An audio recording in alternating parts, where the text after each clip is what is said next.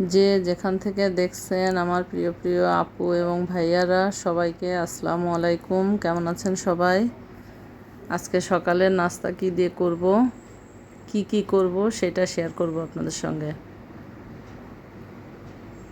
ছোট মেয়েকে স্কুলে পরীক্ষা দিতে নিয়ে গেছিলাম, সেখান থেকে আসার সময় পরোটা কিনে নিয়ে আসলাম।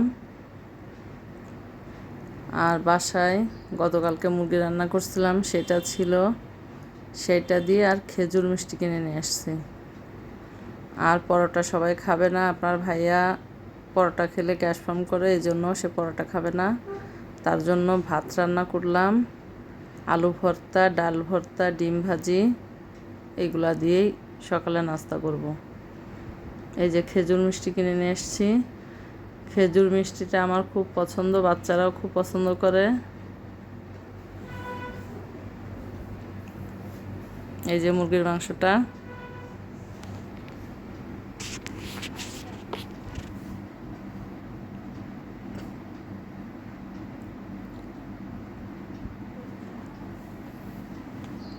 এই যে আমার ভাতটা রান্না হয়ে গেছে।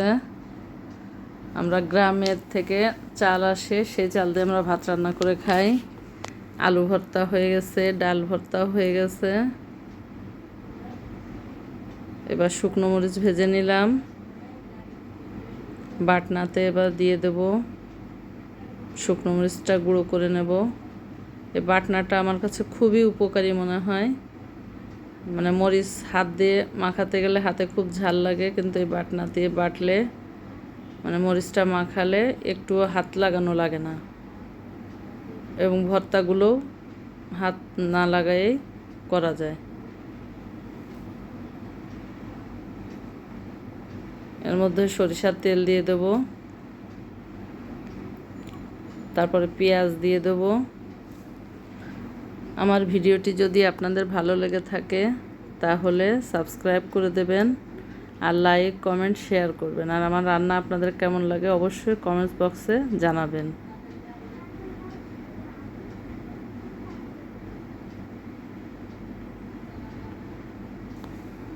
মরিচ পেঁয়াজ মাখানো হয়ে গেল।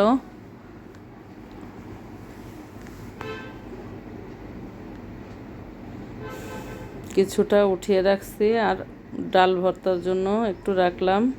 এর মধ্যে ডালটা দিয়ে দেব, লবণ আর একটু সরিষার তেল দিলাম। এবার ডালটা ভর্তা করে নেব।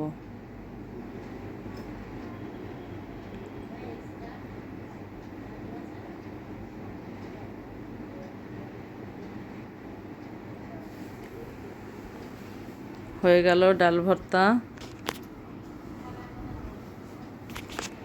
এবার আর একটু মরিচ দিয়ে, লবণ দিয়ে, তেল দিয়ে এবার আলুটা ভর্তা করে নেব।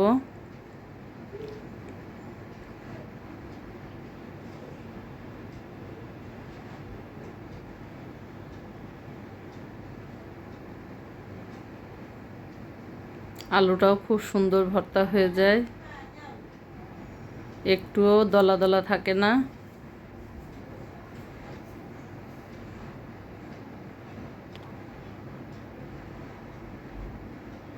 হয়ে গেল আমার আলু ভর্তাও।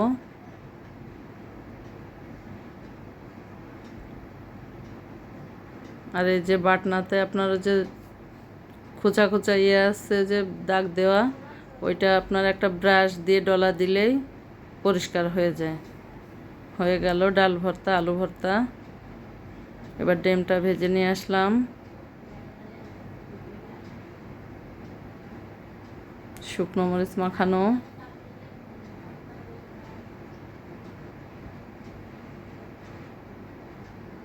এই ঘিটা আমরা খাই অটল ফুডের ঘি। ঘিটা খুবই সুন্দর, খুব সুন্দর ঘ্রাণ। আর এটা দোকান থেকে কিনে নিয়ে আসার ঘি, এই ঘিটাও ভালো। দুই রকমের ঘি। আল্লাহ হাফিজ।